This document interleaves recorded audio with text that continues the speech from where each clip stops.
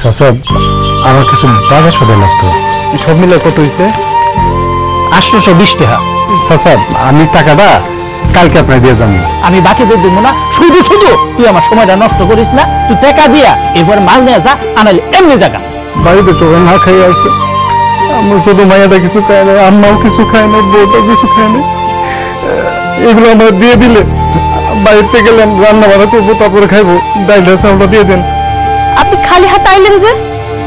আপনার হাতে তো কোনো বাজার সদাই দেখি না। কথা বলতেছেন না কেন আপনি? আপনি কিছু আনেন না কেন? দোকানদার আমাদের বাজার সদাই দেয় নাই, বাকিতে নিয়ে যদি বড় টাকা পয়সা দিতে না পারি। রোজ আছে তোমার এই কষ্ট দেখা আমার নিজেরই খারাপ লাগতেছে। তোমার এত বড় একটা ছেলে থাকতে তুমি অন্যজনের বাসায় কাজ করে খাও।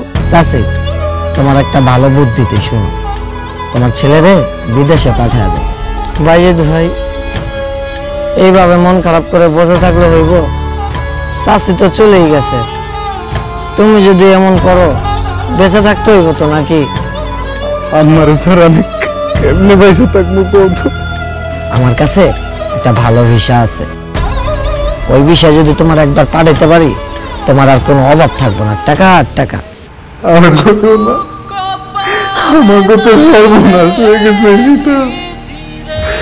খালি কই বাড়ির থেকে টাকা আনা টাকা আনা,